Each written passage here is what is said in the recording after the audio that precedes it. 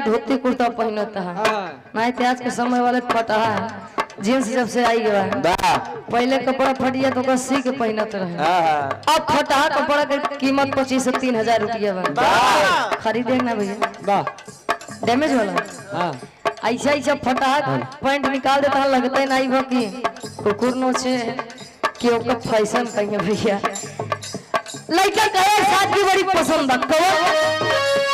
देहिया पटा ले लूं पटा देहिया पटा ले लूं पटा माथा लगाए गोरी अरे देहिया पटा ले लूं पटा माथा लगाए गोरी देहिया पटा ले लूं पटा माथा लगाए गोरी देहिया पटा ले लूं पटा माथा लगाए गोरी जब मार के घूमलू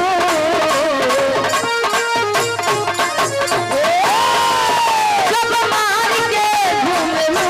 लिपस्टिक लगाए गोरी जब मार के घूमलू लिपस्टिक लगाए गोरी जब मार के घूमलू लिपस्टिक लगाए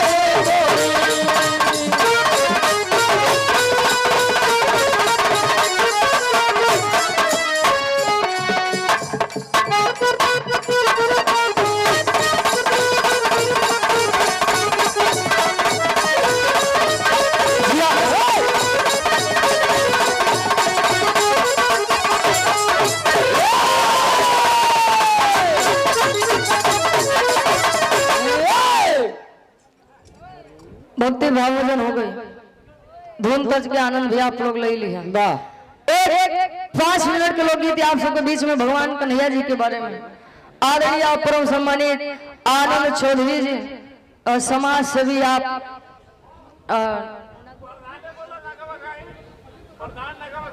अच्छा प्रधान जी आप नगोगाई से आप चितवड़ा गांव से 100 रुपए का महान आशीर्वाद और आप आदरणीय परम सम्मानित जो कि परिचय के मोहताज नहीं आप श्रवण यादव जी बहादुरपुर कारी से समाजवादी नेता हैं गार्जियन जी के द्वारा 51 रुपए का महान आशीर्वाद और भैया अब जी के म्यूजिक क्या प्रोपराइटर साहब गोपाल भैया जी हाँ हो जाता भैया गोविंद भाई आशीर्वाद के सारे कीमत से अपनी कला में कामयाब रहे अब भोजपुरी संगीत के प्रोपराइटर साहब हमारे विजय भैया जी भैया इतने जने में आपके हमने मोह जानी थी और आप चंदन भैया जी बिरहा स्टूडियो बिरहा ब्रांड म्यूजिक के प्रोपराइटर साहब भैया माया म्यूजिक का प्रोपराइटर साहब भैया बैठा है सभी यूट्यूबर साथी का तहे दिल से स्वागत है सम्मान है चरणों में कोट कोट नमन आशीर्वाद के चाह रहेगी अब देख ला वहां नाम ले फायदा होगा कि नहीं जी के म्यूजिक के प्रोपराइटर साहब आप हमारे गोविंद भाई से बलिया की पावन धरती से 51 रुपए का महान आशीर्वाद के सारे अब भैया के फरमाइश में पत्थर दिल से दिल को लगा के एक लाइन लो कर बात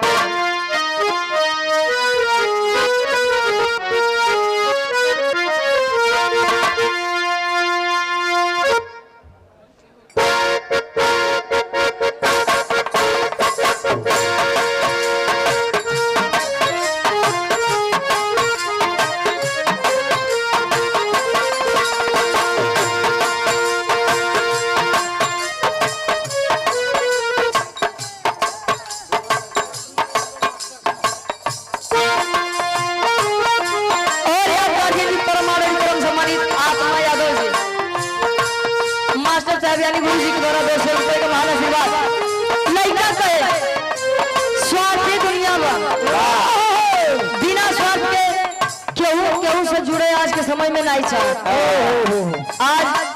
हमारा स्वार्थ है हम इन लोगों के साथ दोनों दिन हमारा स्वार्थ खत्म हुए दिन कहाँ लेंगे कुछ है तब पता ये आप लोगों के स्वार्थ में जो हारे आया लड़का कहे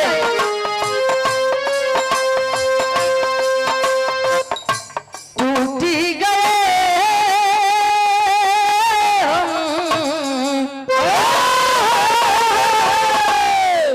भैया बाय एक जमाने में का करवा राजेश और आप गार्जियन जी परम आदरणीय परम सम्मानित आप राजेश यादव जी ग्राम प्रधान है आप पखन को पूरा के पावन धरती से 100 रुपए का महान आशीर्वाद लड़का कहे अरे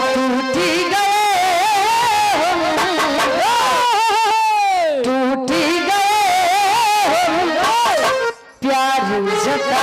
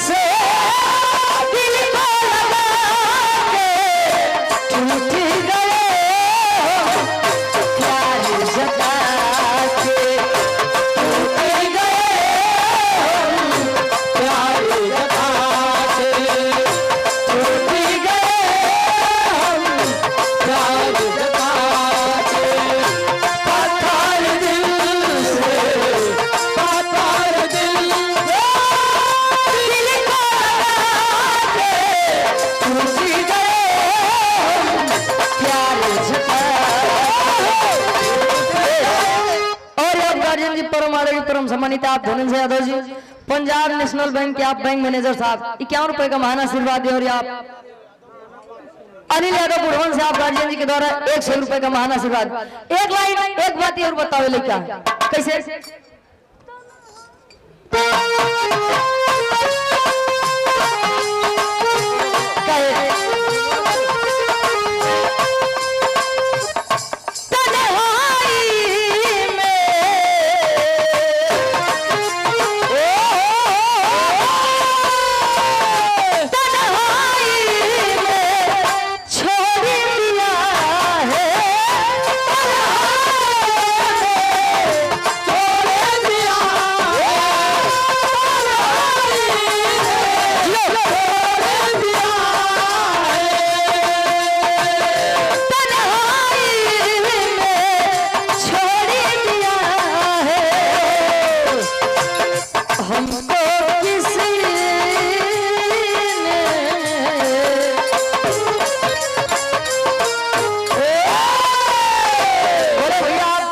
धर्मेंद्र यादव जी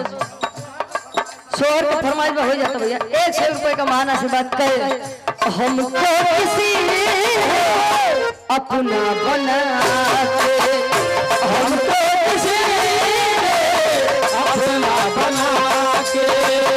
हमको किसी अपना बना के पत्थर दिल से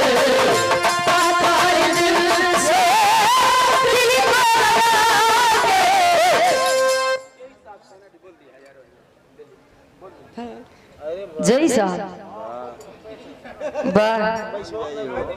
हाँ बोल देते हाँ बोल देते ये भैया क्या बात है ये जाइए ढेर सारा हमारा पुरस्कार हाँ चना डी हाँ चना डी हम तो सोचे दूसरे ये भैया एक बात आखिरी लाइन लड़का कहे विजय भैया खाते बाबा खास हाँ हाँ आवा